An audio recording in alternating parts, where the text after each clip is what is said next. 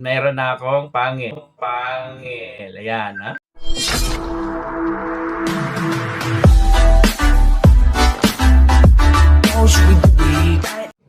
Hi ka guys! So, quick video lang para masagot natin yung mga common concerns na nare-receive ko sa mga inquiries, saka kahit mga dating mga patient na mga concerns na rin nila, no?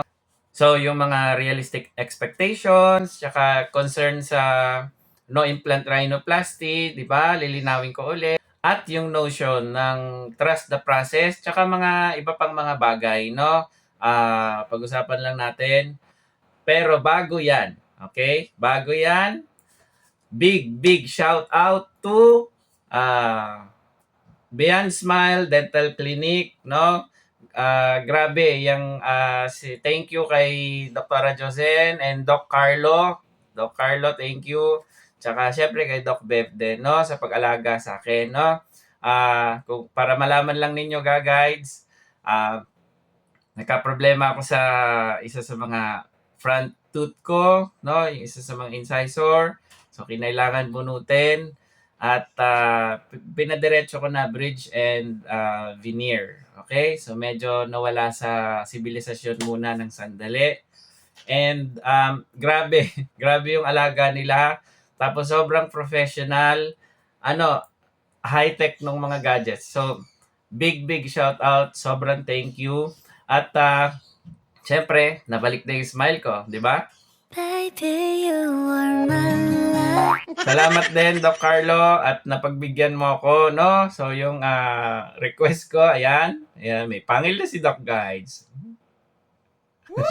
So, very nice, no? I think naging okay naman yung dating. So, guys, they specialize on this kind of technique. So, kung gusto nyo, pa-schedule kayo sa kanila. Okay? Nasa Dasmariñas yan. You can message me about them. Pero siguro, tanong ko sa kanila if I can post their link and their site. Okay? Okay, balik tayo. Yan, realistic expectation.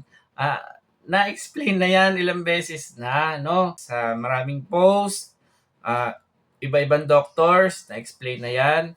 Tapos, kailangan kasi talaga, pagpapasok kayo sa enhancement procedures, kailangan alam nyo at naiintindihan nyo kung ano ang pinapasok nyo din talaga, no? Hindi, sinabi ko na yun, di ba? Hindi pwedeng ang truck, ang bus, maging Ferrari. Hindi pwedeng maging ganun. Kailangan maging realistic tayo, no? Depende sa ilong, depende sa kaso, lalo na kung revision na, naku, napakahirap. Napakahirap na ng revision cases, no? Mahirap i-explain, kahit full video pa yan, mahirap yan i-explain. Basta sinasabi namin, pag revision na, wag na masyadong mag-expect, no? Kasi kumakapal na yan, yung structure sa loob, sobrang dikit-dikit na, minsan madali nang mabasag, madali nang mag-crack, masyado nang madugo kasi nga pag revision, nag-iiba na yung mga blood supply, no? Nag-iiba yung takbo, hindi na siya yung normal roadmap ng anatomy na alam namin dito, alam namin diyan, nandito yan, ganun. Iba na. So, mas careful ng approach. Tapos, yung in-expect natin na, Dok, sana mapatulis pa, sana mapadefine pa, ganyan. Hindi na namin ma-assure yon. Kasi nga, revision cases, ano na yan, puro peklat na yan sa loob. Simple terms, nagkakaganon na, no? Gagawin namin ang lahat ng makakaya, pero syempre, yung ini-expect natin, kailangan realistic. Okay? Yan yon, ibig sabihin nun. Okay. Ngayon, lagi ko ring encounter yung concern sa no implant. Okay? Doc, minsan papakitaan pa ng sa page ng picture. Okay, very good yon. At least nakita niyo yung technique ko, nagustuhan ninyo. Pero hindi porket nagawa ko yun doon sa ilong na yon, magagawa rin sa iyo. Iba-iba talaga yung kinalalabasan, no? Okay, sa no implant rhinoplasty naman, na-explain ko na yan, may video tayo dyan. So, oo nga, wala tayong implant na ginagamit. So, walang rejection na rate. Pero syempre may ear cartilage pa rin tayo. So, may risk pa rin yun mag-infect tsaka matunaw. Ang risk lang sa no implant, kasi nga wala tayong material na ginagamit, pwede siyang humila pataas. Pwede niyang hilain 'to. Minsan may malalakas na ilong, humila pataas, eh. Kaya gumaganyan. Gumaganon yung ilong. Yan. So, ano, nasa video na yan. Ano ba kayo? Na maganda explanation ko doon. Manood kasi kayo. Okay? So, yung patients na gusto talaga sa no implant, sinisigurado muna namin na yun talaga yung gusto nila, no? Despite knowing yung risk na yon, kung gusto talaga nila yung no implant, natural lang yung goal nila, no? Okay, sige. Alam nyo naman yun na ginagawa kong lahat ng makakaya para ma-prevent yon. Meron lang talagang mga ilong na ganun. So, kailangan talaga na implant. Okay? Kailangan lang yun maintindihan. Yung mga takot-takot na yan, lahat naman ng ano may nakakatakot eh, 'di ba? Kasi surgery 'yan eh. Lahat may pros, lahat meron din cons. Okay? So, minsan may ilong talaga na pag nakita ko na, oh, ano 'yan, pang Gore-Tex 'yan. Hindi ko na masyado nagagamit ang silicone, kung mapapansin ninyo, kasi silicone is really for augmentation lang talaga. Siyempre ano, pang-improve pa rin ng nose structure. Pero mostly for augmentation. So, good siya sa mga maliliit at maninipis na ilong, no? Ewan ko sa ibang surgeon, pero sa akin, pag nilalagyan ko ng silicone ang makakapal na ilong, bulbous, thick, lalong lumalaki ang ilong. Yun yung nagiging reklamo or nagiging concern. Oh, Dok, di ba lumaki ang ilong ko? Yan yung sinabi ko nung pinilit mong silicone. Okay? Best pa rin makapagpa-reshape is Gore-Tex Rhinoplasty. So, Gore-Tex implant. Pero so far, pwede nating ihalin tulad, no? Tagalog yon. Ihalin tulad na na ang rib cartilage rhinoplasty sa ano niya, sa level ng recommendation. Okay? Highly recommended din ang rib kasi zero rejection rate, pero yun nga medyo mas malaking procedure siya kasi magha-harvest pa. Although may bago na ngayon, irradiated rib, um, maraming mga doktor na magagaling dyan. Tayo, gumagawa rin tayo noon. Pero, syempre, concern natin is yung gastos. Medyo malaking gastos yan. Okay? Pero kung gusto nyo ng ganon, mapapag-usapan yan. Okay? Ngayon, inalin tulad ko siya sa Gore-Tex kasi Gore-Tex is really from a synthetic material, diretso gagawin na yung procedure. Wala nang kung ano-ano pang extrang gagawin. Okay? Pero, yun yung mga advantages and disadvantages. Okay? So far, may mga ilong talaga na pag nakita ko na maganda, Gore-Tex na yan. Kasama na kasi doon ang Tiplasty tsaka Ailerplasty. Linawin ko ulit, si Tiplasty, kasama na dyan yung tip defatting kung kailangan, tsaka yung ear cartilage support. Okay? Yun yung ginagamit ko usually. Minsan, pwede ang septum, pero kadalasan ear cartilage. Hindi ko recommend na ano lang, tip defatting lang kasi nga, okay, kunyari ito, yan, bulbous yan. Magde-defat lang tayo, edi magfa-flat yan, 'di ba? Wala kang tip support na gagawin, tip restructuring, wala kang gagawin gano'n. Wala, magpa-flatten lang yan. Hindi siya na porket dinefat mo yan, eh yun pa rin yun. Hindi yun. Pag dinefat mo yan, ano yan, magfa-flatten. Parang pillow. Yan, may pillow ka, inalisan mo ng laman na cotton sa loob, magfa-flatten. Kailangan mo ng may pangtukod sa ilalim. Okay? So, ganun yon. Si Ailerplasty naman, both na Ailer base trim, which is trim dito sa sides para manarrow. Tsaka yung correction ng ilar overhang. Ayan, may overhang ako. Kung may papagawa ako, alar lift tayo. Okay? So, ganun yon. Tapos yun naman, trust the process. Okay? Ilang beses ko nang sinasabi yan, lalo na sa mga patient ko na before pa mag-start, during, at after, lagi ko pinapaulit-ulit yan. Trust nyo yung process. No? Mahaba talaga ang healing.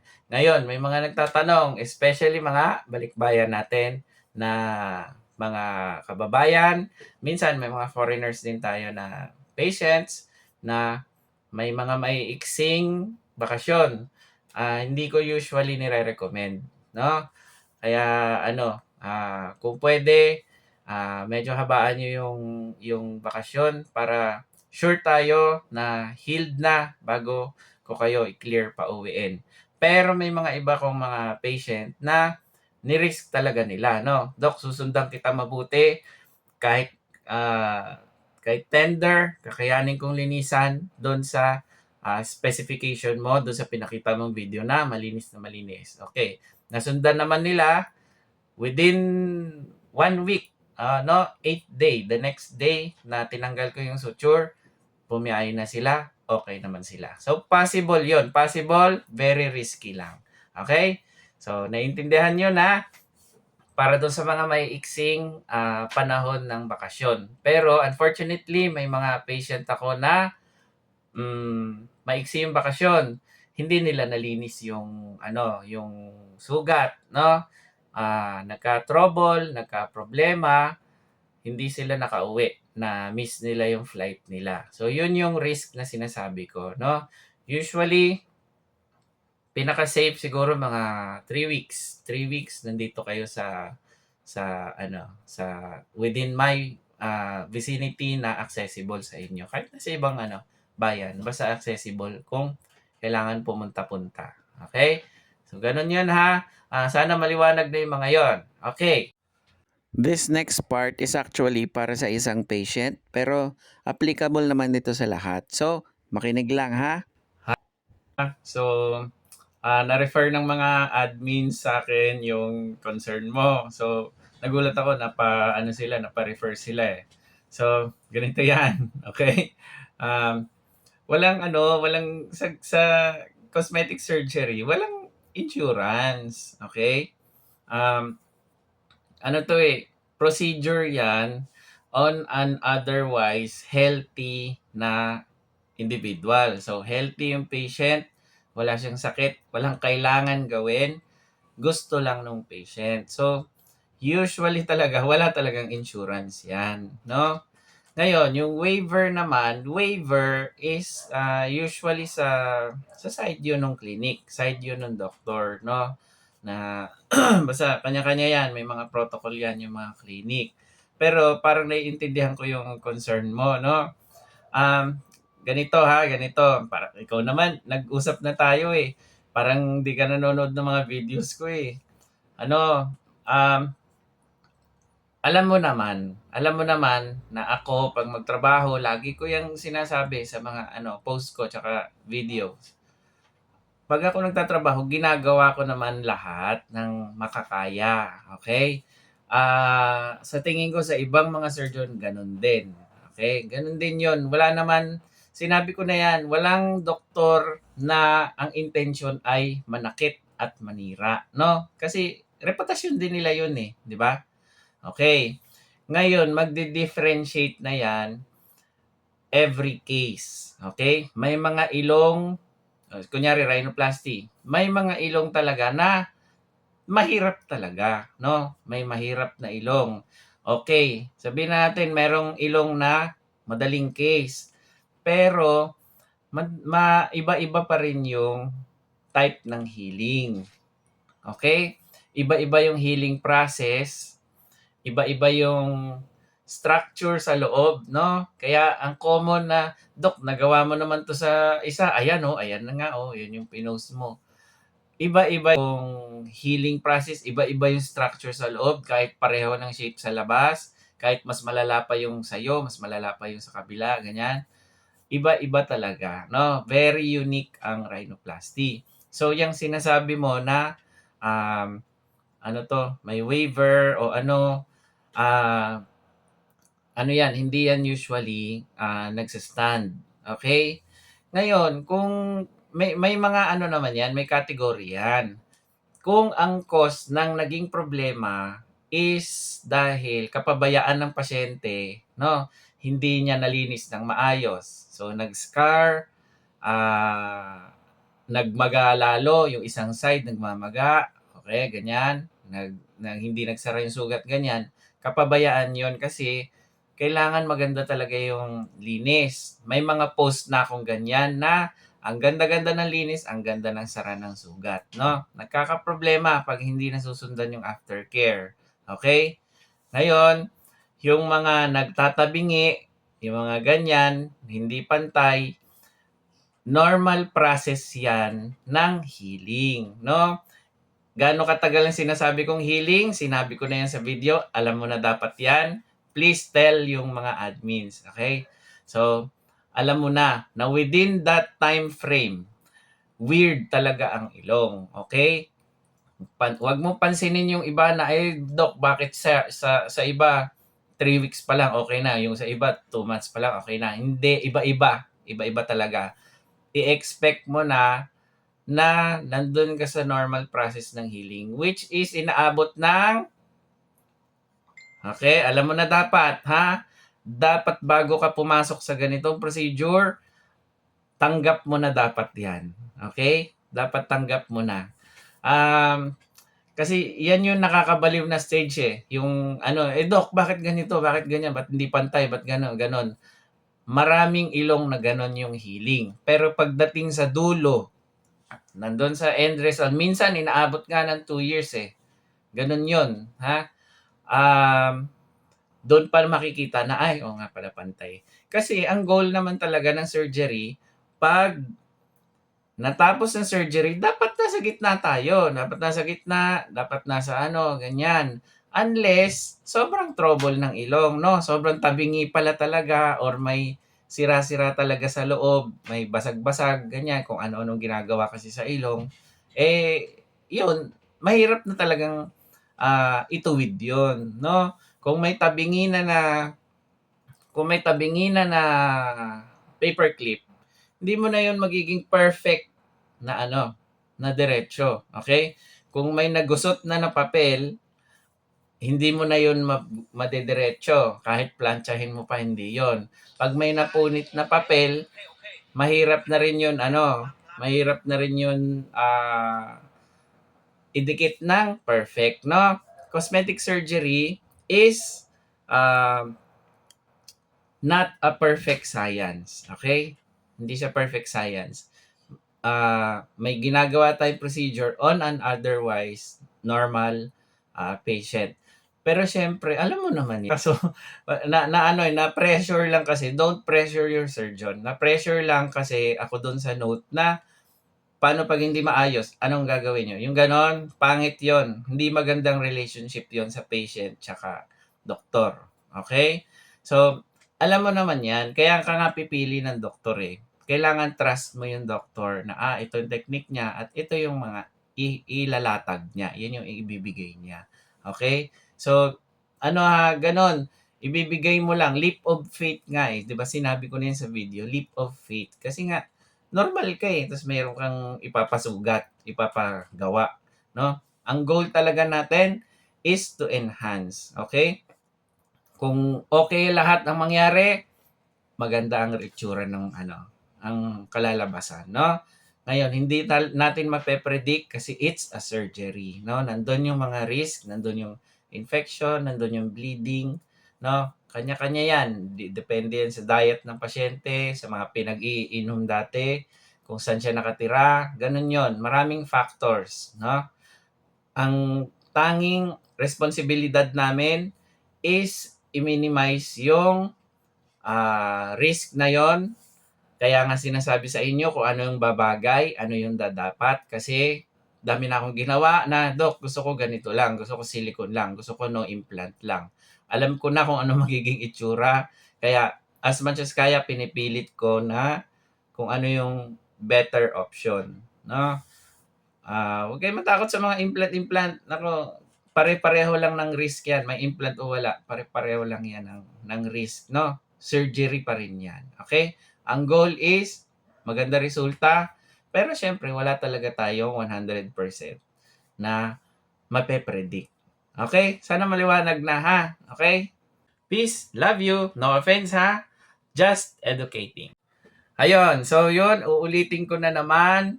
Huwag kayong magpapascam sa mga nagpapanggap. Okay? Ito, ito, may sarili siyang channel. Tapos, siguro i-post ko na lang yung Facebook link para, ayan, ito, nakikita nyo ako. Hindi kayo ma-scam. Ito yung mga dapat pinanggagalingan ng mga nag-chat sa inyo. Ngayon, kung merong directly nag-chat sa inyo na nagpapanggap na from sa amin o nagpapanggap na ako, i-make sure nyo muna. Okay? Okay lang naman magduda. Mas safe na yung magduda. Pero basta para safe kayo, galing sa YouTube ko, may mga links doon. Mga legit na links yon. Okay? So kung ano yung YouTube ko, yun. Ganun yun ha. Concern lang naman ako na baka may nagpapanggap. No, mahirap na. So yun lang naman. Parang hindi naging quick yung video. Basta marami lang tayong in-explain. Sana medyo naging maliwanag na. Happy Chinese New Year and malapit na ang Valentine's. So, maligayang araw ng mga puso sa inyo. May jowa man o wala, always take care of yourself. Okay? See you sa next video. Bye!